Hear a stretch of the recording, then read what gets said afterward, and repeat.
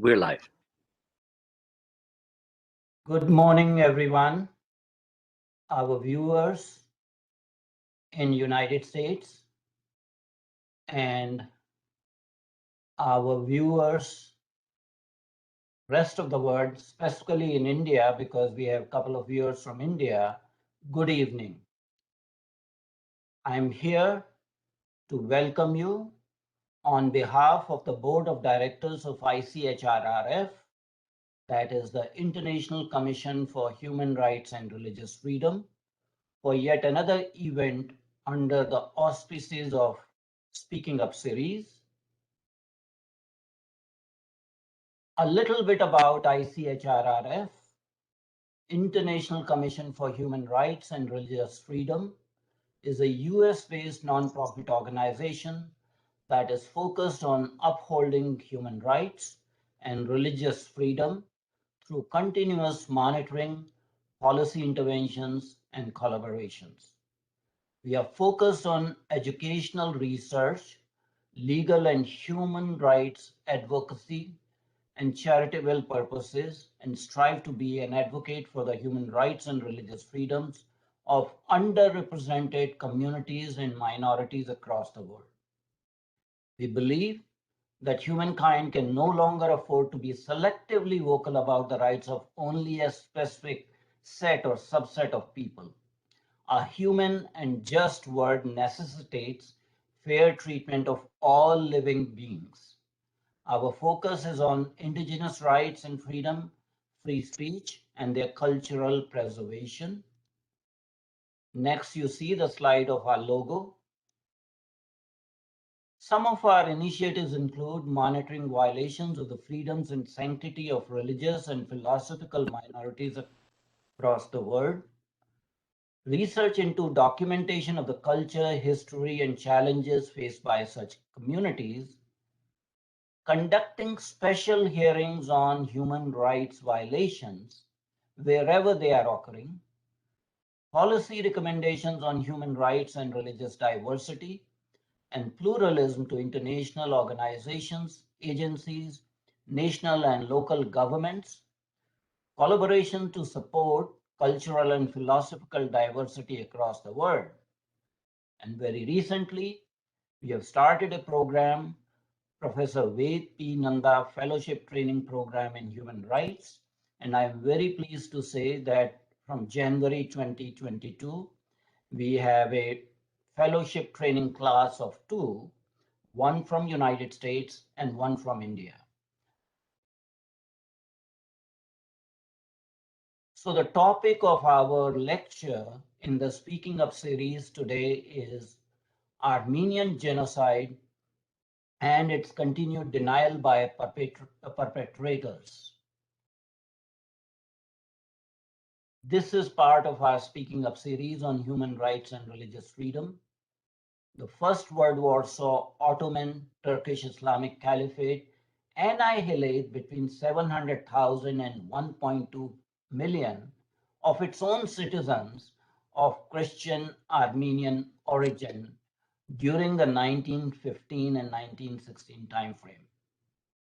This was out of a total Armenian population of 1.5 million people living within the borders of Ottoman Empire.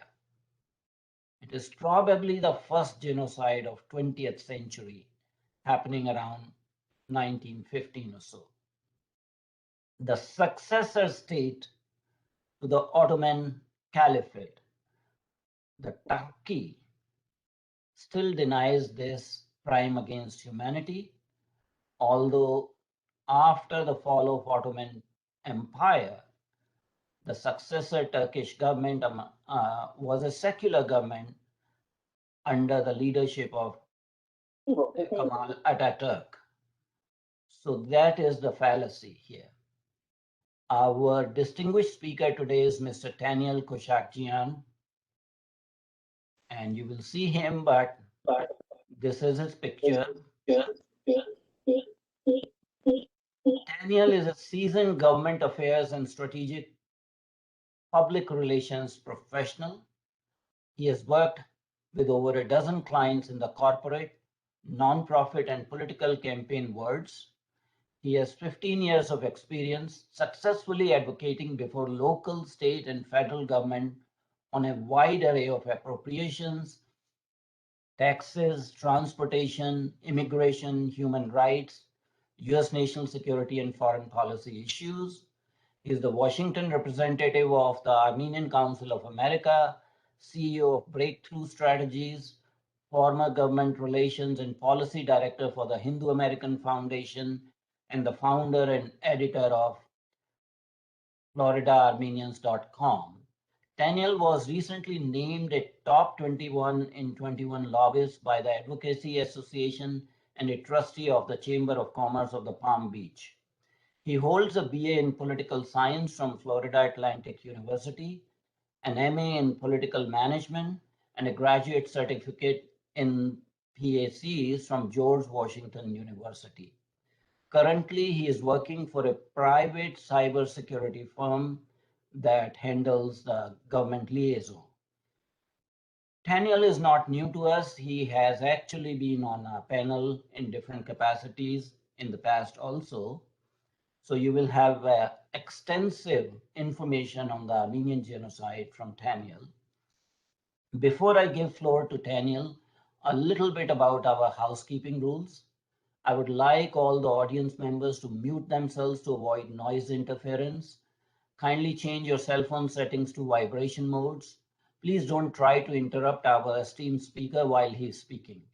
Only those members of the audience who identify themselves openly will be allowed to pose questions. No anonymous questioners, please. Kindly send all your questions by the chat function, and one of us, either Carl or myself, will read the questions through chat function. Please be very precise and specific in asking a question. Certainly, I would not like audience to send comments in the form of a monologue or a lecture. The person who is delivering the lecture is Taniel today. Your job is to ask very specific questions rather than opine your views in detail. We are recording the event and it will be available later on our YouTube channel as well as on our website. Generally, it takes almost 24 hours to upload it on our website. So without further ado, I'm going to invite Mr. Taniel Koushakjian to enlighten our audience about this, I won't say aberration in history, but a despicable chapter in human history when the rulers of the country annihilated their own population. So, Mr. Taniel. Thank you, Dr. Adityanji, and to the entire board for having me today. I deeply appreciate your invitation, and I'm grateful for the opportunity to speak with you all on the Armenian Genocide and its continued denial by perpetrators here this afternoon. I'm going to go ahead and start my slideshow.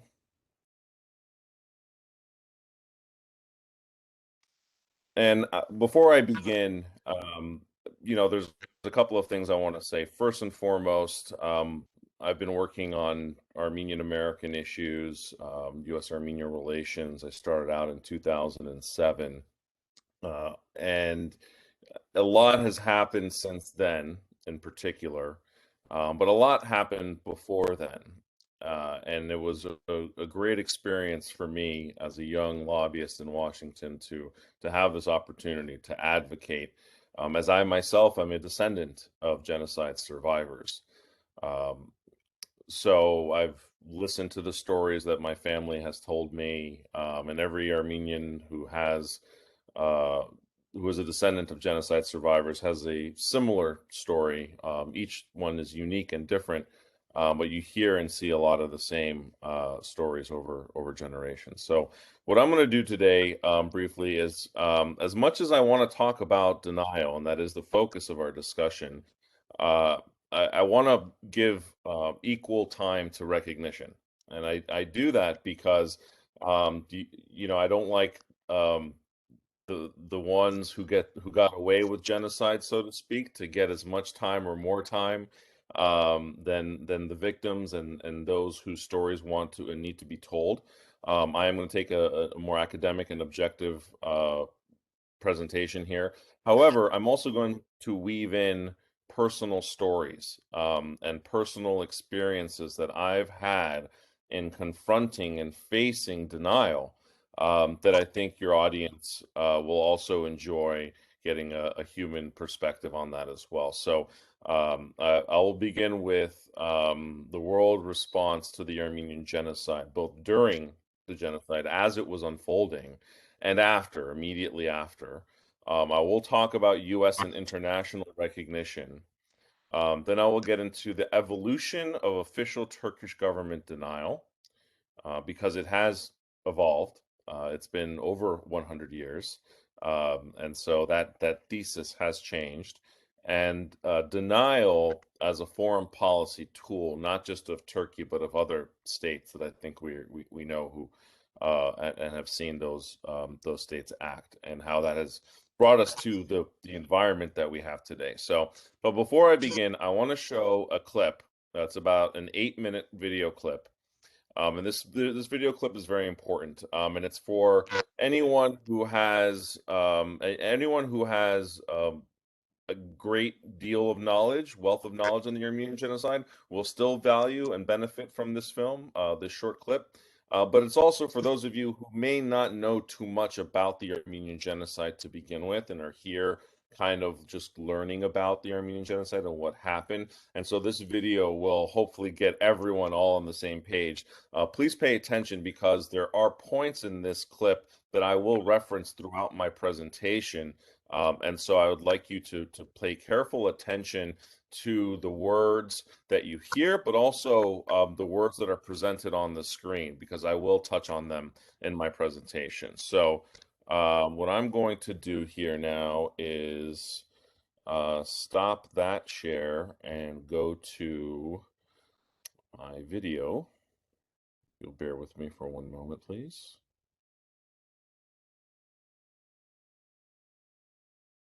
There are some graphic imagery in this clip, so I want to warn our viewers there is some imagery, graphic photographs in this clip. So if you have small children or are sensitive to this type of imagery, I respectfully ask you to look away if you're not comfortable with it. But I did want to give you that warning. So.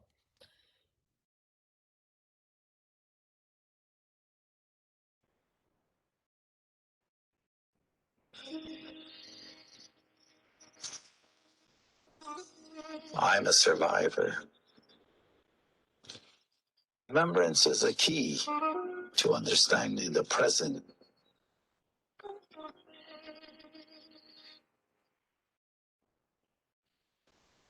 We are telling our story as honestly as we can. It is absolutely essential if we are ever to better the welfare of mankind.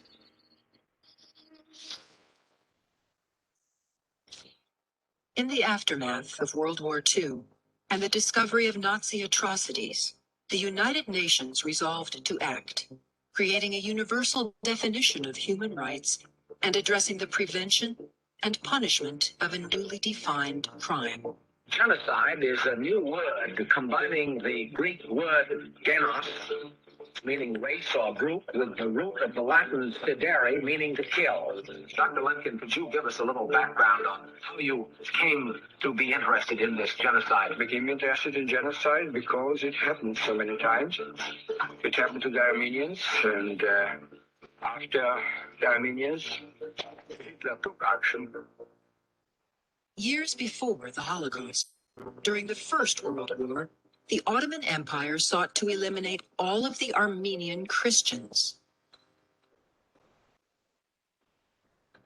Armenian culture and history thrived for over 3,000 years at the crossroads of Europe and Asia. At the outset of World War I, Ottoman Turkey, which was a Muslim empire, allied with Germany against England, France, and Russia. Its government seized the opportunity to implement its new pan-Turkish ideology, which meant expelling all Christians. The Turkish regime developed a plan to systematically eliminate the Armenian population. It began with the roundup and murder of the Armenian notables, including religious and civic leaders. Suddenly we saw two soldiers on either side of my father. My mother said, "Husband, they are taking you to be killed." He replied, "What can I do? There are guns on either side of me. I can do nothing." They took him to the police station. Other Armenians were gathered there, tied arm to arm. They took them to the valley. We heard the sounds of rifles. We were hiding in a church, and there was another church not far away in which there were 2,000 Armenians. And I and my father and others witnessed the Turks surrounding that church, applying gasoline-soaked rags by pole to the roof, starting a fire, and standing around to shoot anyone who ran out of the building. Nearly 2 million Armenian civilians are subjected to mass deportations, massacres, starvation, and disease. As reports reached the Western world, the Allied powers issued a joint statement condemning the crimes of Turkey against humanity and civilization. The U.S. Ambassador Henry Morgenthau and other American witnesses were able to confirm the mounting evidence of both the suffering of the Armenians and their persecution by the Ottoman Turks. Anybody that resisted, they hit on the head or cut their heads off. So we were told to move. We got the wagons all together in our possessions, and we were driven across the Euphrates. I was miserable. I was cold. I was hot. I was hungry, thirsty, and frightened. We were all frightened. 3 of every 4 Armenian adults perish. An estimated 1.5 million Armenians die. The world had now witnessed the systematic extermination of the Armenians. The scale and gravity of these atrocities would eventually become known by Lemkin's term as the Armenian Genocide.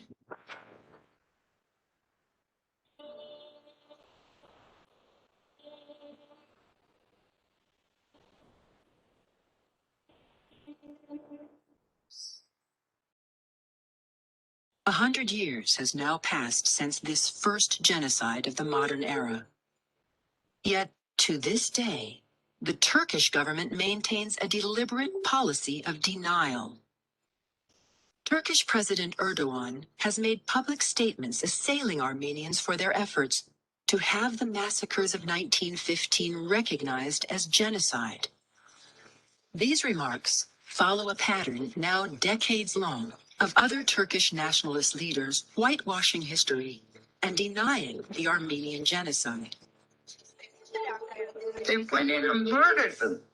I know. I saw them. I walked through fields with dead people. All everywhere.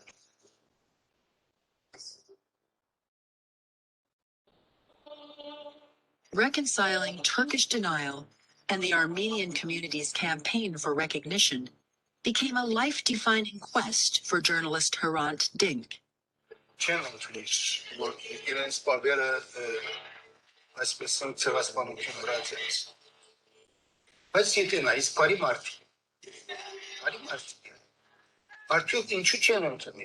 Աթարցում կարևոր, ինչու՞ չէ։ Որովհետև իրենք ցեղասպանության թեմ գետողանցել, իրենք գիտեն որ ցեղասպանությունը քեշ բանն է, եւ իրենք չեն երբեք դնել, եւ իրենց բաբերն ալ պետք է ըրած գլալ, այսպես ասենք մոդեցում մոկնա։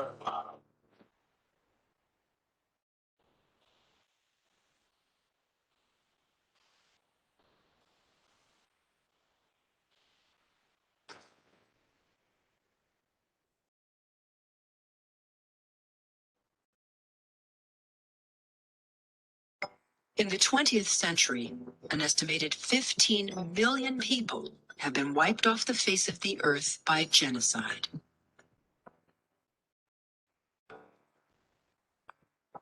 The world has a moral responsibility to recognize and condemn all genocides, past, present, and future. I lost 11 members of my family. Yet we have to beg nations to recognize genocide. To learn from these dark chapters of human history will require overcoming denial, facing the truth, and coming to terms with genocide to avoid repeating it. As a child, I remember my grandparents telling me that we must never forget. Something that the world should know. If it's forgotten, it could happen again.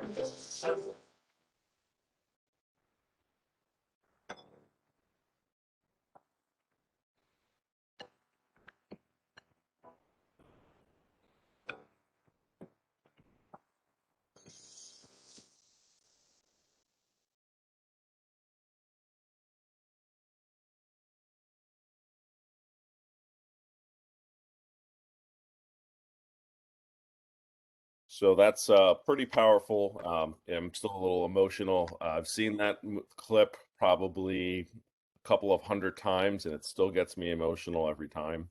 So please bear with me as I collect my emotions here. And there's a couple of things I wanted to point out in that clip. One, if you saw the old man at the end there reaching for the wall, that was actually Henry Morgenthau's grandson, the U.S. ambassador to the Ottoman Empire at the time, visiting the memorial in Armenia. Pretty powerful moment. So I'm going to go back to my PowerPoint here. So one of the things, and again, I'm going to weave in denial as I talk about recognition, but there's a couple of points here that are really important. First and foremost, the Allied statement that came out in 1915. This was the first time an international document was produced where world powers have accused a nation state of, quote, crimes against humanity and civilization, end quote. That phrase, Turkey is responsible for crimes against humanity and civilization, is the first time we've ever seen those words used and applied in an international document. And it's very significant, this particular cable that happened. Obviously, April 24th is the day that we mark the genocide. As you saw in the video, that was the day where the Ottoman Empire rounded up about 200 Armenian intellectuals in Constantinople, in the capital city. These were doctors, these were politicians, these were clergy, religious leaders, these were business owners and influential people. And they were killed. And once the intelligentsia, if you will, of the Armenian population was then taken out, it then became easier to take out the rest of the community. And this is why we use the word systematic when we talk about the Armenian genocide, because there was a coordinated effort, there was a plan, it was executed step by step, there was a system to it, and that reveals intent, and that's a very important component of the word genocide and the legal application of the word genocide, given the definition that Dr. Lemkin coined. This is also a really interesting point. or Ambassador Henry Morgenthau, the first, himself, Jewish American, was the U.S. ambassador to the Ottoman Empire, and the American government at the time was neutral, which is why we were essentially allowed to have an ambassador, a representative in the Ottoman Empire. And he wrote cables back to Washington, several, in fact, that documented the horrors that he had received reports. There were other Americans throughout the Ottoman Empire. Consul Jesse Jackson was actually in the middle of the worst part of the Armenian genocide. He was in the Syrian desert. There was General James Hubbard and others who documented these crimes, and they sent their reports to the ambassador in Constantinople. And he used the phrase, quote, and this is what he wrote to Washington on July 20th, 1915. You saw it in the clip. Have you received my telegram? Deportation of and excesses against peaceful Armenians is increasing. And from hearing reports of eyewitnesses, it appears that a campaign of race extermination is in progress under a pretext of reprisal against rebellion. So here you have the U.S. ambassador in 1915. Now put yourself in this mind, 1915. The motion picture was invented in 1915. So those clips you saw of Ottoman Turkey was technically the first time we had moving footage, the motion picture. People didn't have birth certificates in the Ottoman Empire. They didn't have bank accounts. Most people didn't have bank accounts. This is a very primitive era. The Model T was invented. The Ford car was invented in 1916, 1915, mass produced. So this was a time, very primitive era. You didn't have technology. The beginning of the Industrial Revolution. So it's kind of easy to kind of get away with these types of crimes, from murder and killings, to get away with this crime, because it was difficult to document because of the lack of technology. But we do have reports, we have missionary statements, and we actually do have a lot of photographs as well, which is what the Armenian community relies on. And then, as you saw in the video, the oral history of survivors, those video clips actually of those people that were speaking were taken in the mid to late 70s. The Armenian American organizations in the 1970s began an oral history project similar to what Jewish American communities had done after the Holocaust, interviewing survivors and documenting their stories. And that clip you saw was actually a combination of various oral testimonies. And so that's why, if you saw the graininess of the video, those were interviews that were taken, 40, 50 years ago today, of survivors, because this was in 1915. So moving along, Dr. Lemkin, the person who invented the word genocide, as you saw in that video, used the Armenian example as why the word genocide exists today. And it's kind of difficult to deny that there was a genocide against Armenians when the person who invented the word genocide relied on the case of what happened to the Armenians in 1915. And this is what I wanted to showcase throughout my presentation, is weave sort of the ridiculousness of the denial of the Armenian genocide when you juxtapose the history and the facts that we have and the evidence that we have today. So you have the person who invented the word genocide talking about what happened to the Armenians as an example of the crime, yet we have a state today that denies that it ever happened. And then this is a very interesting quote, one that appeared in the clip that you saw prior to the invasion of Poland. Adolf Hitler made this very famous speech to inspire his troops before they invaded. And he ended it with saying, "Who, after all, speaks today of the annihilation of the Armenians?"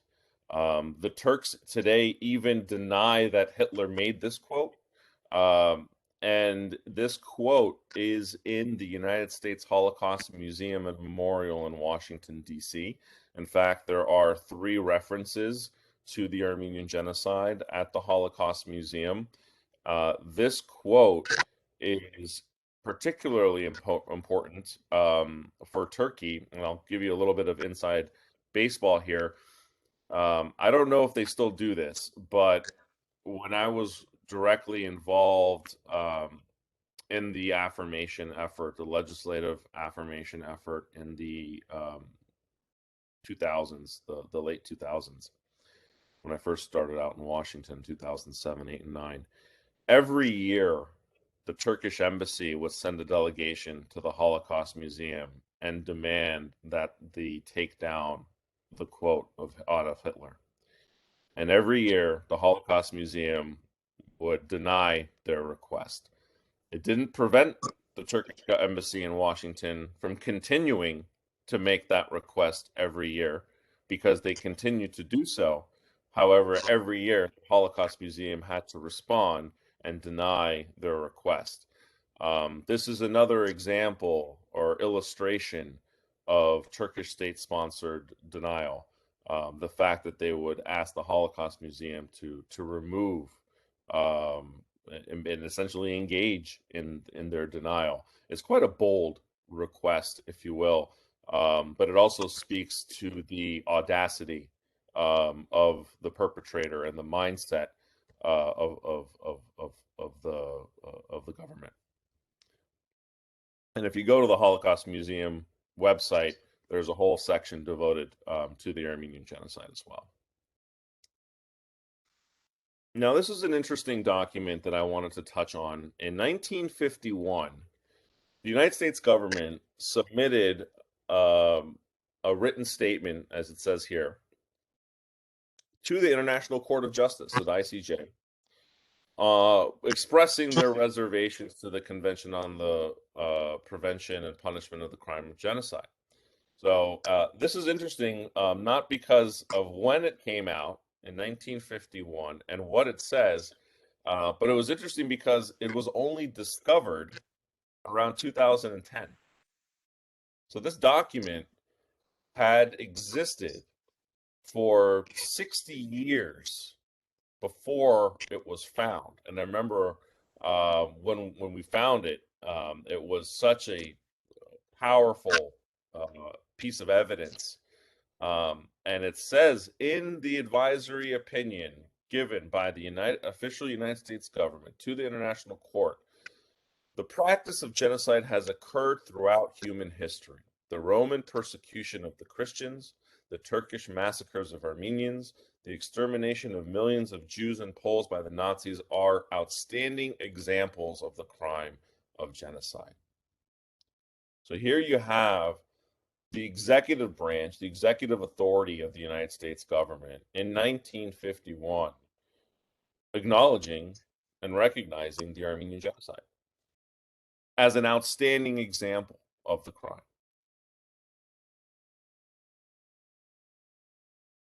So I want to speak a little bit now on the evolution. You know, in 1919, the Ottoman courts, the new republic, if you will, tried previous Turkish leaders, the Committee of Union and Progress, or CUP, with crimes against humanity, and they tried them in absentia, which was very interesting. So they had their kind of quote-unquote Nuremberg trials, but not really. And then you had this attempt to deny what happened and saying there wasn't any genocide, that nothing like this happened, there were no massacres, there were no killings. And then around 1965, when the Armenian global diaspora sort of woke up politically, it was the 50th anniversary of the Armenian Genocide. And that's really when the Armenian diaspora started making demands of governments to recognize what had happened. The evolution sort of shifted, the denial sort of shifted, and it became, well, it was war, a lot of bad things happened, but there was no mass killings. And then it became, well, you know, it was war, a lot of people died, bad things happen in war. You know, but there was no intent to kill, you know, the Armenians. They were, and then there's all these other arguments that come as part of denial, right? The Armenians were colluding with the Russians. They were a fifth column within the republic. They were a community that was not to be trusted, even though there were Armenians serving in the Ottoman army.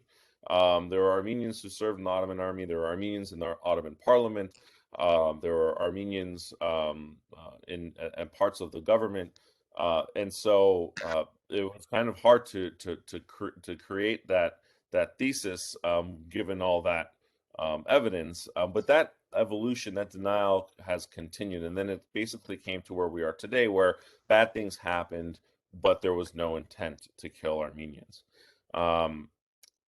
while that denial thesis has evolved over 100 years, there has been certain steps taken by the successor state of the Ottoman Empire, the Turkish government, and successive governments, who have done a couple of things. One, attempts to infiltrate academia, establishing chairs at universities throughout the United States and, quite frankly, throughout the world, Turkish studies chairs, and creating this academic umbrella, if you will, for genocide denial to be given academic legitimacy, but also funding authors and scholars to produce books and other works that deny or obfuscate history.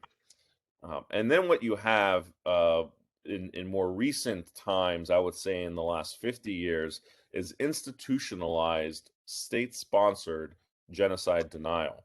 It is part of the government's policy. The government has created departments within their state agencies devoted entirely to denying the Armenian genocide, to producing academic literature on the genocide, and then exporting that literature around the world as a tool of foreign policy. And so Turkey would threaten countries not to recognize the Armenian genocide, whether it's trade relations, military relations, people-to-people investments, allowing those citizens of that country into Turkey to visit. The Turkish government had engaged in various ways to weaponize the denial of the Armenian genocide. And then the lobbying effort.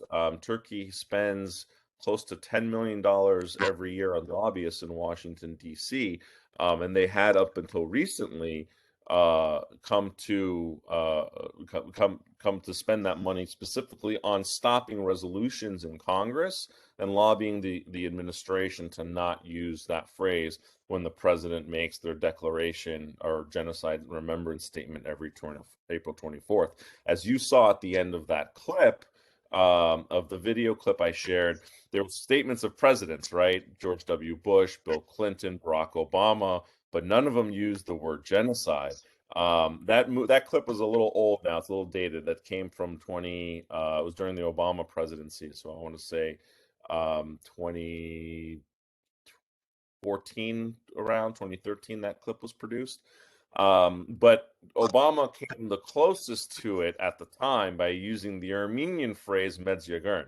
So he used the word Armenian genocide or the phrase Armenian genocide, just not in English, which was a really interesting way that the president of the United States had gotten close to saying Armenian genocide, but hadn't actually said it, out of deference to NATO ally Turkey, which is one of the things that Turkey would threaten the U.S. was restrictions on the NATO airbase in Incirlik, downgrade in relations, and all of this had allowed the U.S. government, even though we had acknowledged the Armenian genocide on various platforms, the executive and the legislature.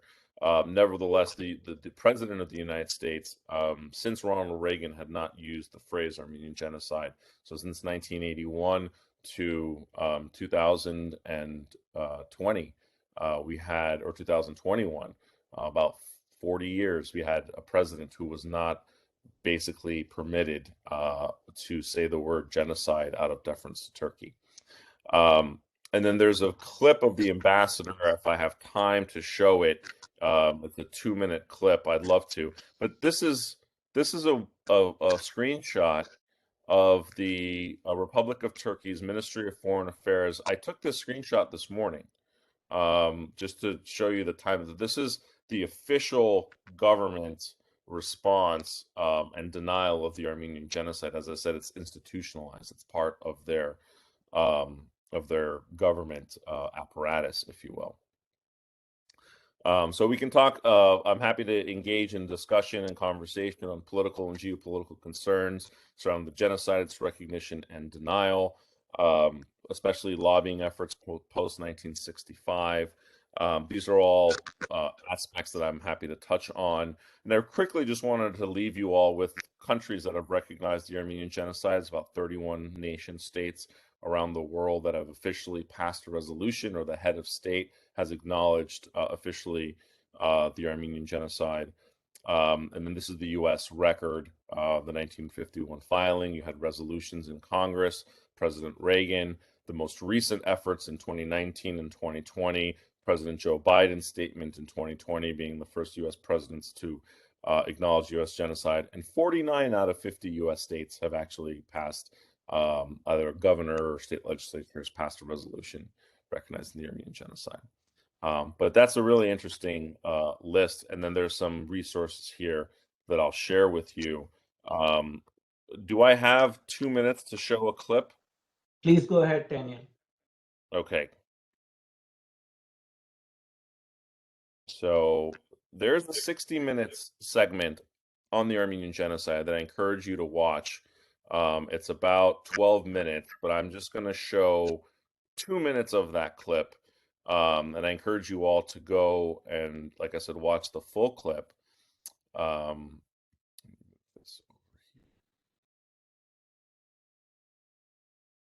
Okay, so this is an interview that Bob Woodward of CBS 60 Minutes had with the Turkish ambassador to the United States in 2015. This is from 2015, so about 7 years ago.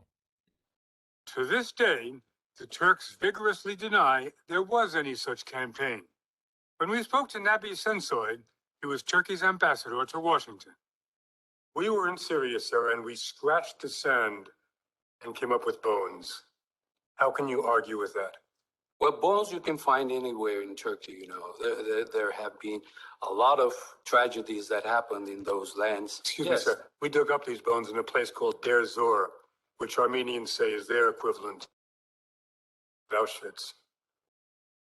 Well, I don't think there was anything comparable to Auschwitz. This was only deportation, and things happened on the road. But the deportations entered in massacres, didn't they? No, it did not. Weren't there massacres, mass executions, and death marches of the Armenians? There was no death marches of Armenians. There was deportation, and tragic things happened. Many people perished under the deprivations of the First World War. But did what happened in 1915 amount to genocide? The UN defines it as the intent to destroy a racial, ethnic, or religious group. The most important thing is the intent.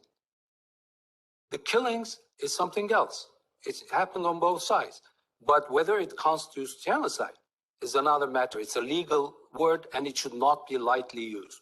Are you saying there was no intention of the Turkish government? There was no intention of annihilating in whole and part the Armenian population.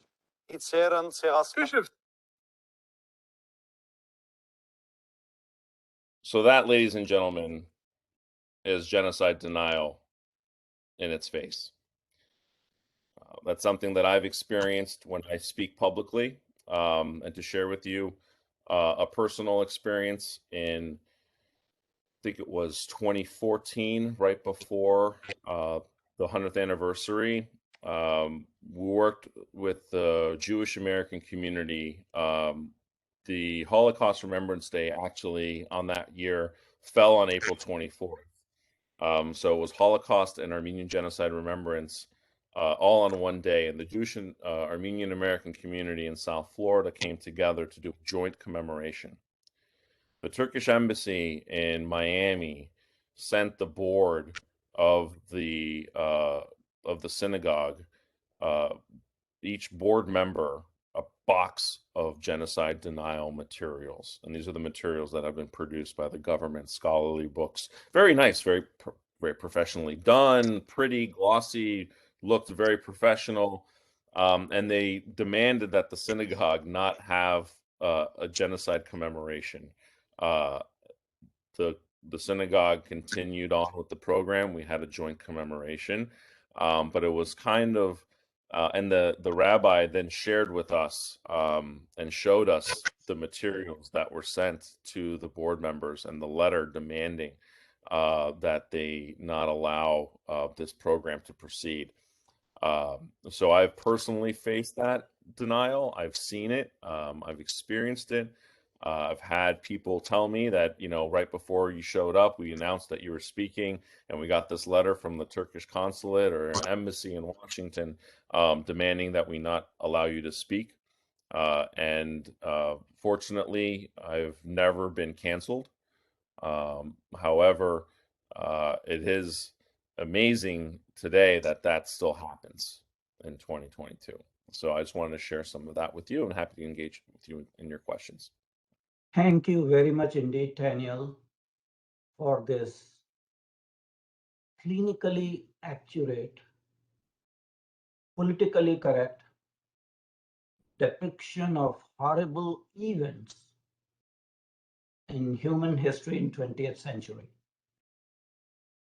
And I can understand your warning to the audience, because as a practicing psychiatrist, I can vouch that some of our audience members who have lived through other genocides in 20th century, and I know, and I'm not going to name them, I know there are people who have lived through experiences of other genocides, may invoke intrusive trauma symptoms.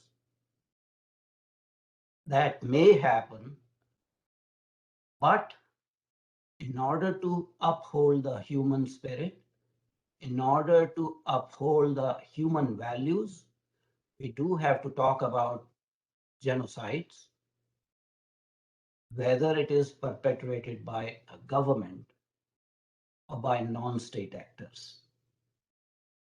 The new element to the dimension of genocide is that besides the governments, non-state actors are involved also. I will start taking the questions, but I will make a few comments before opening it for questions. Armenian genocide is not the only genocide in which Turkey, in one form or the other, is involved. There was another Turkish-inspired genocide perpetrated by non-state actors around 1921 in India, a localized genocide of Hindu citizens in the state of Kerala during so-called Mopla rebellion that was done by non-state actors in sympathy of falling Ottoman regime. I don't think a number of Western audience or audience who are based in US would realize the enormity of Turkish influence on non-state actors that committed that genocide, and that is still not fully recognized. Turkey continues to be involved in a slow genocide of Kurdish minority at this point in time. By all definitions, what Turkish government is doing to their Kurdish minority still constitutes a genocide. So it is very, very important for us to recognize the Armenian genocide, because you have a serial perpetrator that is indulging in the same behavior, even if it is 100 years apart, and continuing to deny it. So it is very, very important that any act of genocide is called out. It is,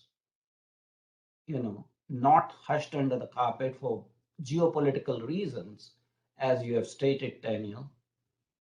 And the world confronts the perpetrators, whoever they may be, whether they are your NATO allies or whatever, because this game has to stop. I will start reading the questions from the chat function. And I see that the first question is from Mr. Clemens, who is our executive director. And the question states, in concrete terms, what does the modern Turkish state have to lose by acknowledging this genocide 100 years ago? That is first part of the question. And second part of the question is also, what is the position of other Turkic state, Azerbaijan, on this, considering that it just invaded Armenia recently? Daniel. Sure. Thank you for those questions. And you kind of go right to the root, Carl, of the denial. What does modern Turkish state have to lose by acknowledging what happened 100 years ago? A couple of things. One, reparations. The payments, return of property, compensation to victims' families. Armenians at that time in the Ottoman Empire were actually on the verge of a renaissance. You had Armenian musicians, writers, poets, really on the birth of a renaissance period. Armenians were wealthy, doctors, lawyers, and so there was a lot of properties taken, wealth taken, in addition to the lives that were lost. And so the Turkish state of today, modern Turkey, as a successor of the Ottoman Empire, by acknowledging that genocide, is fearful of paying reparations to the nation of state of Armenia that exists today, and to the victims of families, just as Germany has done to the victims of Holocaust, of the families of Holocaust victims. And that model does exist of reparations on that scale. So that's one. They're fearful of the compensation that they would have to pay. The second part of that, in my opinion, and in my experience with this, is psychological in nature. Just having that comparison in history to Hitler, having that comparison historic, that their ancestors committed this great crime against humanity, is psychologically difficult for modern Turkish state and for the modern Turkish people to accept. And I think you kind of saw that in the response of Hrant Dink in the video clip that I showed, himself a Turkish national Armenian editor who bravely, courageously spoke about the Armenian genocide in Turkey in the early 2000s and 1990s and early 2000s. And he did so knowing that he would be a target, and then he was killed in 2007, as you saw. In fact, we just had the 15th anniversary of his killing, January 19th. And that shows you, and he said in that clip that, the Turkish people themselves are against genocide. These are nice people. The majority of the Turkish population in Turkey is for human rights, and it would be very difficult for them to accept that their ancestors were part of this, or their government had committed this crime. So there is a psychological nature to Turkish hesitance or reluctance to acknowledge what happened. What is the position of Azerbaijan? I mean, the Azeris are Turks, essentially. If you look at a map of the 1850s and 1860s, you won't find Azerbaijan on there because it didn't exist. The people of that region were all Turkic. The Azeris are Turkic. They're essentially Turks, just on the eastern side of that part of the world. And so the Turkish and Azerbaijan have a saying of two nations, one state, or two states, one nation. And so Azerbaijan, perpetuates this genocide denial as well. And one of the things that I thought was quite ridiculous is, if you saw one of Erdogan's quote was, it's impossible for a Muslim to commit acts of genocide, which I think also illustrates the very nature of how Turkey wants to project its denial and basically force other Islamic nations into adopting its position on genocide denial, which it has done successfully with Azerbaijan and Pakistan, which Pakistan today doesn't even acknowledge that Armenia exists. They didn't recognize Armenia. Pakistan does not recognize Armenia as a country after it declared its independence from the Soviet Union in 1991. So Pakistan not only does not acknowledge the Armenian genocide, but they don't even acknowledge Armenia's existence today. And that leads, Dr. Adityanji, you mentioned this in your remarks, to the denial of other genocides, to the denial of the Holocaust, to the denial of the genocide in Bangladesh. I've seen Sudanese government officials deny what happened in Darfur as what was happening as a genocide while the genocide was taking place. It's really remarkable, because once you start creating this safe space for genocide denial to exist, then, and especially in an academic setting or a political setting, then a lot of bad things can happen. Other countries, other regimes engage in mass atrocities. Look what's happening in China today with the Uyghur population, where you have the denial of that genocide as well. So I'll stop there, but that's, I try to give you a full, well-rounded view of the Turkish positioning and how it affects politics today. Taniel, just indulge me a little bit. I will add to what points you have given. I've been thinking about it very carefully. There are other reasons for Turkey to deny the Armenian genocide. One of that you already considered, and that is religious.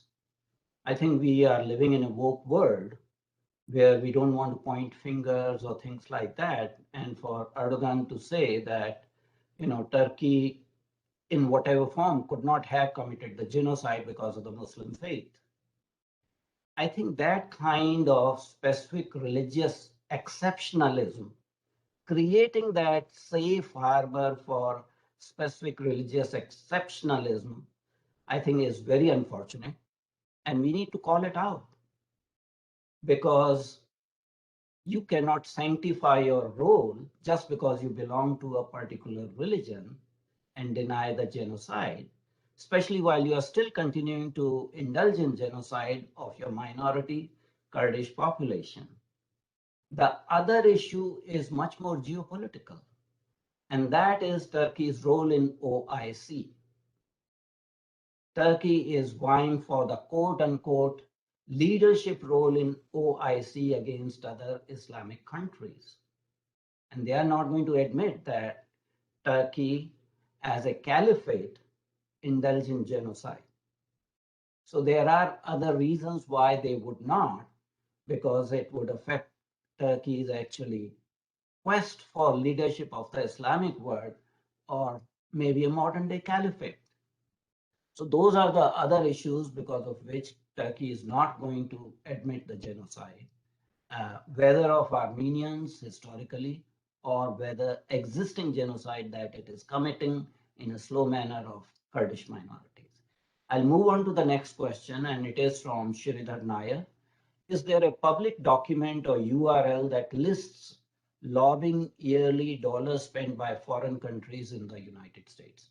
Daniel, you probably have the best knowledge on this.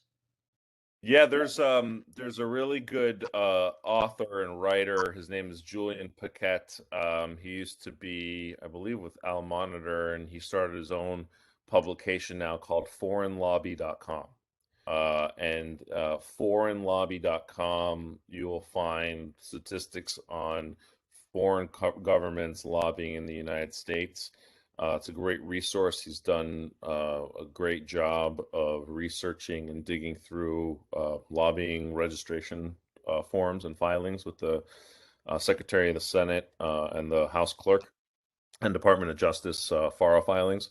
And so he reports on that, how much the contracts are worth. And they're in the tens of millions of dollars every year, if not millions of dollars, depending on the country. So that's a good website that I use and consult on that, foreignlobby.com. The next question is from Mr. Clemens. Did the Catholic Church play a role in helping this genocide being recognized as such? Yes. So during the genocide, there were Christian missionaries from all around the world, from Australia, from Canada, from Scandinavia, Norway, Sweden, Denmark. And so these missionaries and these countries from all around the world have documents in their archives, and those countries' archives knowing what happened as genocide, right? Which is why all those countries ended up recognizing the Armenian genocide officially. And so there were religious records of Catholic missionaries and Protestant missionaries in Armenia during the time. In addition to that, Pope Francis is very close to the Armenian Pope. Armenians are Christian apostolic, and we have our own Holy See, if you will, in Echmiadzin. And the Armenian Pope was invited by Pope Francis for a joint service in 2015 with our 100th anniversary. And Pope Francis talked about the Armenian Genocide and urged Turkey to acknowledge it, and conveyed his feelings on it. So it was really interesting to see the Catholic Church, the Pope, speak about the Armenian Genocide, allowing wounds to heal, and the close collaboration between the Catholic Church and the Armenian Church in recent modern times. But there is a history there that goes back to the missionaries and all the evidence that they uncovered in their efforts. So there is a connection there. Before I take the next question, I see somebody has raised a hand. My request to that person is to please write your question in the chat function. We are not taking direct verbal orations or questions from the audience. Please write in the chat function your question, and please cooperate with us in that. Next question is from Professor Nidhi Shandurikar from India, and you have partly answered that question, but I will read the question. Which are the other countries which support Turkey's position of denial of the Armenian genocide? Sure. Azerbaijan and Pakistan are probably the two most prominent. You have countries like Syria that have acknowledged the Armenian genocide. So it's not that, if you're a country in the Middle East, or if you're a Muslim majority population country, that won't happen. But Syria is where the Armenians that survived the genocide ended up, right? They were forced to march into the Syrian desert. The line you saw, the quote in the very beginning of the video clip, was, "They can live in the desert, but nowhere else." And so this quote, deportation, which was just and I use the air quotes there because it was a pretext or cover for carrying out massacres and the genocide. But Armenians ended up settling in Syria. So there are countries that have acknowledged it that are Muslim majority, but they're few and far between. So there are countries that actively deny the Armenian genocide, and that would be Turkey, Azerbaijan, and Pakistan to a lesser degree. Next question is from Mr. Shridhar Nair from Cleveland, Ohio, and he asked, does the recognition by 49 states legislatures about recognition of Armenian genocide in any way contributed to the presidential recognition by President Biden of the Armenian genocide that was done recently? So every little bit helps, right? It's not because simply this state or that state, but when you build up your case, so to speak, and you're going through that discovery motion, every little bit helps. President Biden served in the United States Senate for 40 years and had himself actually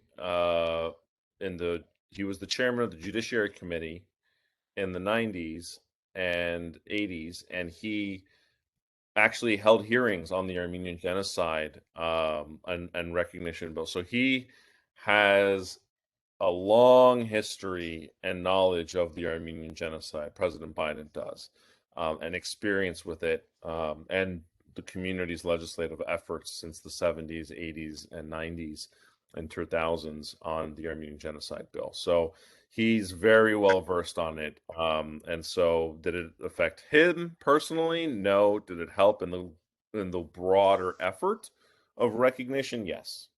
Okay. I'll go on to the next question, and it has been answered partly earlier, but this member of the audience has asked, is not fully identified. Please comment on genocide denial. Is genocide continued by Turkey of Kurds and Artsakh? So I had referred to continued genocide by Turkey of the Kurdish minority, and this person is asking your comments, Taniel, on the same Sure. issue. I've come to realize, for those of you who are experienced in politics, and particularly geopolitics and history, you'll know this very well. And for those of you who are new, might makes right. a lot of the time. And so if you win your war, if you're victorious, you get to write the story, right? You get to tell the story of your victory. You get to tell the story of how you came to power. And typically it's not entirely accurate. And so the fact that Turkey kind of got away with the genocide, even though today the world knows what happened and it's kind of ridiculous, they continue to deny it. They still push it. And the recent attacks in Artsakh and against Kurds is part of that projection of power. And if Azerbaijan is able to militarily defeat Armenia with the help of Turkey and Pakistan and others, then it will set the narrative. And that, unfortunately, is the world that we live in. You kind of have to deal with the world that exists, not as it ought to exist, as we say in politics and diplomacy. But unfortunately, we live in the world where might makes right, and you have to deal with the consequences of that. And that's why I'm really proud to speak on this program of the Speaking Up series, because we don't have enough people speaking up for human rights and religious freedom, and for good people who want to help our communities. And so there is growing authoritarianism in the world today, and that is a result of bad actors and bad actions, and those people getting away with it. And so the more they get away with it, the darker the world can be. And so that's why it's even more important that we speak up. And so that's why I was really happy to be invited to this program today. We have actually run out of time, but there are still some questions. So I'll take just one last question, and it is from Mr. Ripudaman Pachori, who is with P. Nanda Fellowship Training in Human Rights for ICHRRF. And basically he's asking about the reasons for genocide that was committed by Turkey against Armenians. What were the reasons for that? And was Turkey afraid that Armenians will backbite Turkey in their fight against Russia? Yeah, I mean, that's part of what we so yes, Armenians were politically and economically very strong, very affluent. They were middle to upper class mostly.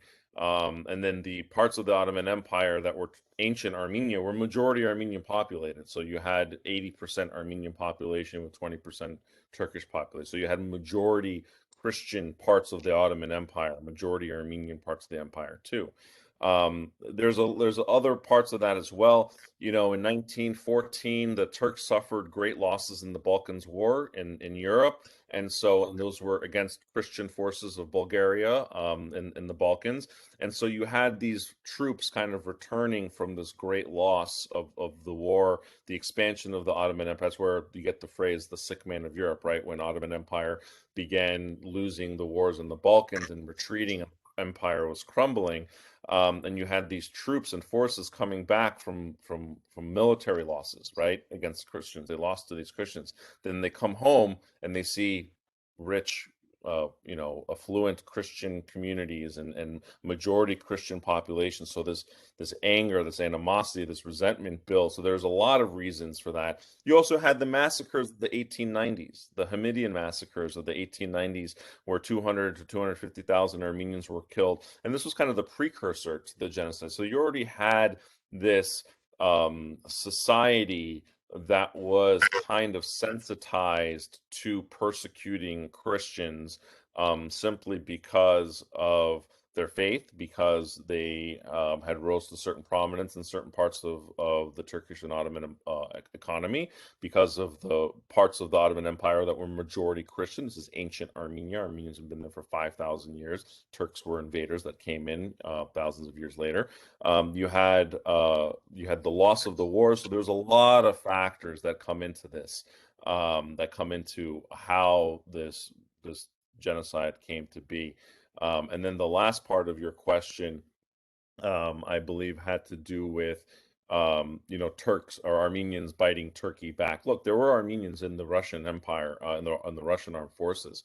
There were resistance units, pockets of Armenian cities that resisted the incoming Ottoman Turks because they knew that they were coming. Word spread through the Armenian communities from city to city that this Armenian city had been wiped out, that Armenian community had been wiped out. All the Armenians from this town had been deported. The men had been separated from the women and children.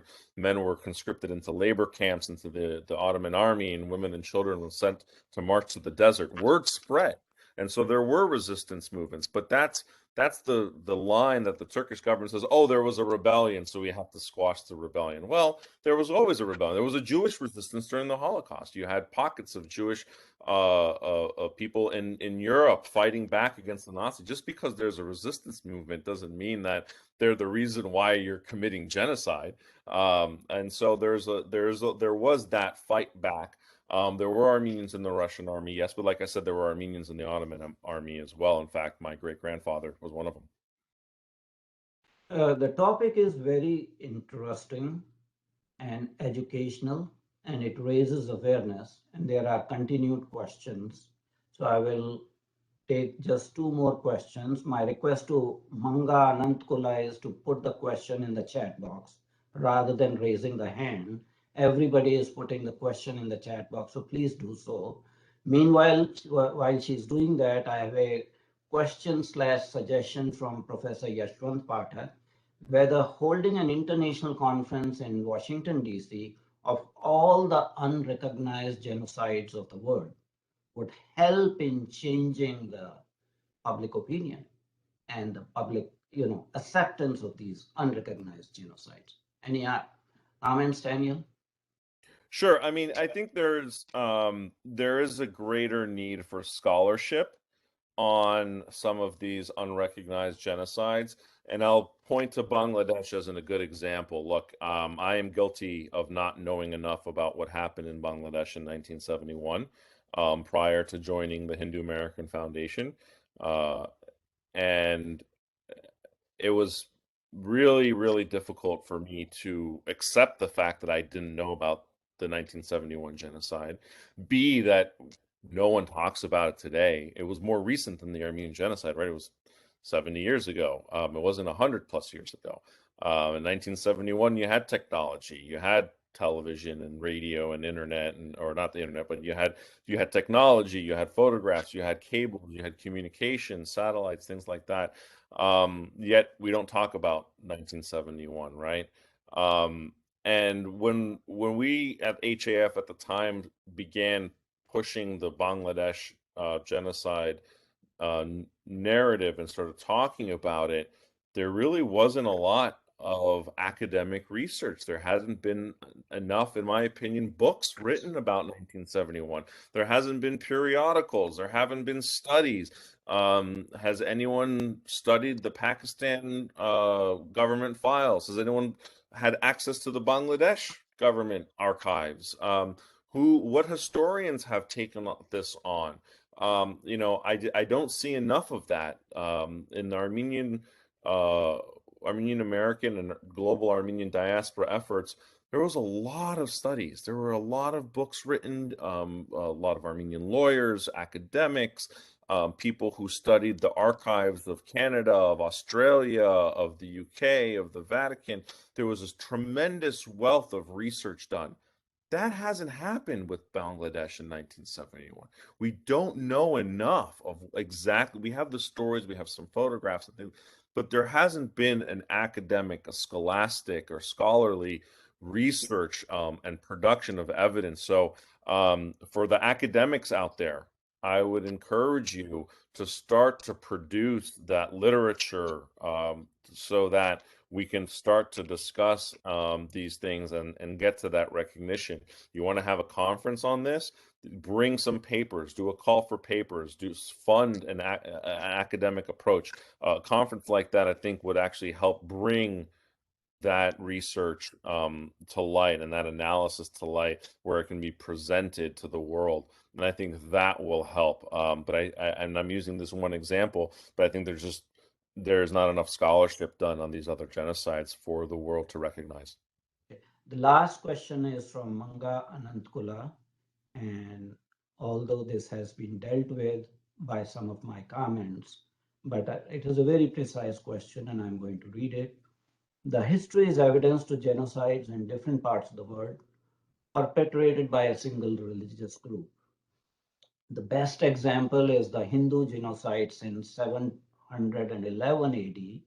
Sooner we condemn political exceptionalism, better we can deal with current and future genocides. And this is exactly what I was saying in my questions, that reason for Turkey is to carve out specific, religious specific exceptionalism for a particular faith, that the adherents of this particular faith cannot commit genocide. What are your comments on that?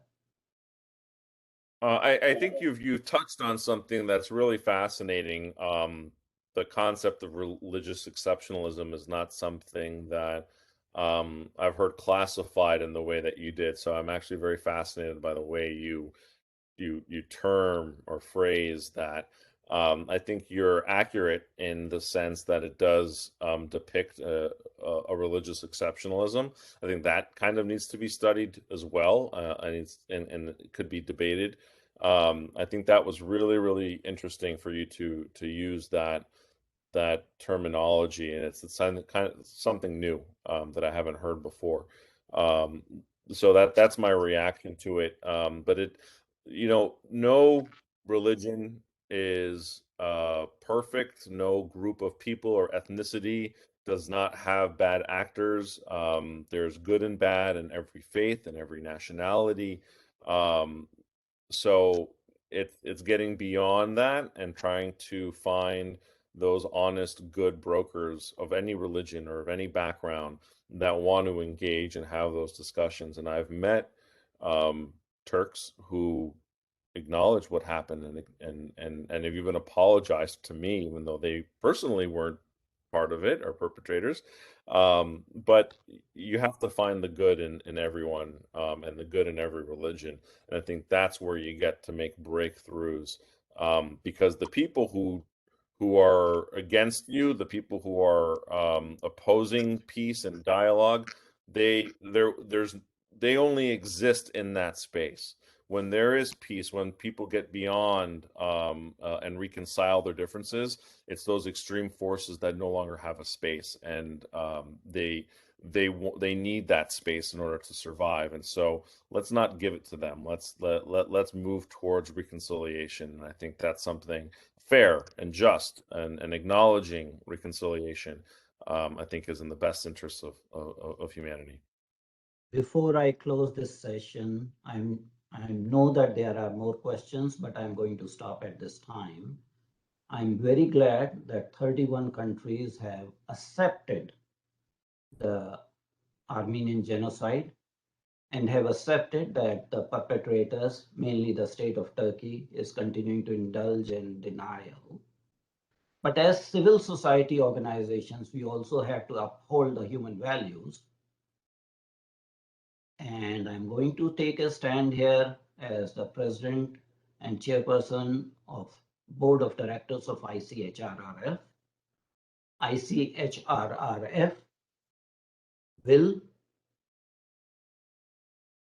issue a proclamation and a press release recognizing the Armenian genocide as a historically condemnable act, and call the government of Turkey to stop indulging in denial, accept the responsibility, issue an apology, and take steps towards reparation.